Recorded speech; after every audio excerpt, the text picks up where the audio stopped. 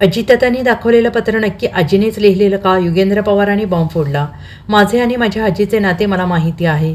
त्यामध्ये दुसऱ्यांनी यायची गरज नाही. सांगता सभेमध्ये त्यांचे पत्र दाखवणे हा त्यांचा प्रश्न होता. ते पत्र आजींनी लिहिलेलं आहे का हे त्यांनाच विचारावं लागेल. परंतु आज मी आजींना भेटणार आहे आणि या भेटीमध्ये राजकीय चर्चा नाही तर त्यांची तब्येत बरी नसल्यामुळे विचारपूस करण्यासाठी मी जाणार आहे, असं यावेळी युगेंद्र पवार यांनी म्हटलेलं आहे.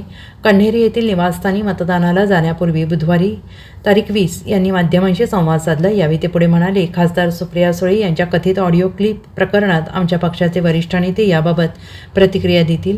निवडणुकीमध्ये राजकारण कोणत्या पातळीवर चाललेलं आहे हे आपण पाहत आलो आहोत, असंही युगेंद्र पवार यांनी म्हटलेलं आहे. शरयू टोयोटा शोरूममध्ये झालेल्या तपासणीमध्ये त्या ठिकाणी काही सापडलं नाही. आम्ही कायदा पाळणारे लोक आहोत.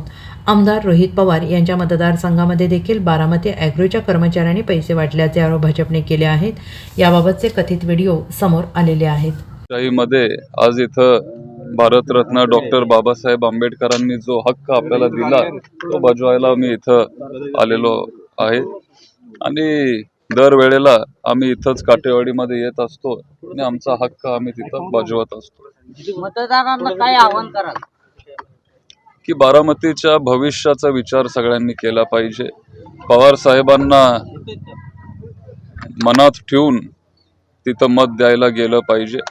पवार साहेबांनी केलेला विकास, त्यांनी बारामतीचं उंचवलेलं नाव, हे सगळं त्यांनी लक्षात ठेवलं पाहिजे आणि त्यांचे विचार घेऊन आपण पुढे चाललोय.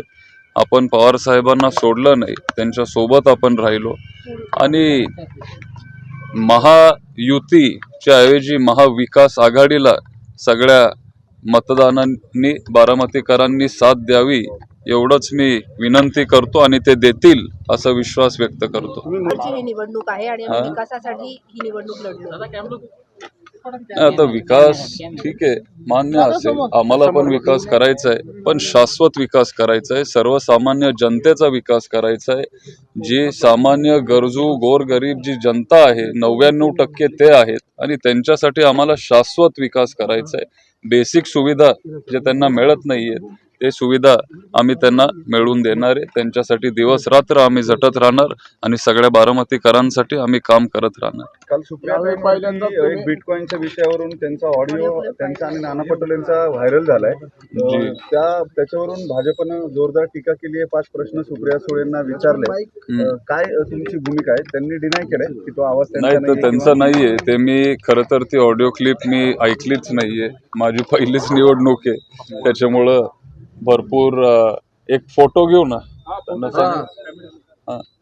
भरपूर माझीच धावपळ होती, त्याच्यामुळे ते बघायला वेळ मिळाला नाही. अजितदादा म्हणतात तो आवाज सुप्रियाताईंचाच आहे. मी नाना पटोलेंचा आणि त्यांचा आवाज ओळखतो खूप दिवसापासून. व्हायला पाहिजे असं त्यांची मागणी. ठीक आहे, तुम्ही त्यांना विचारायला पाहिजे, कारण मी ते बघितलंच नाहीये. मला जरा एकदा क्लिप बघू दे, पण ताई असं करतील असं मला वाटत नाही. Bureau report, SBN Marathi, Baramati.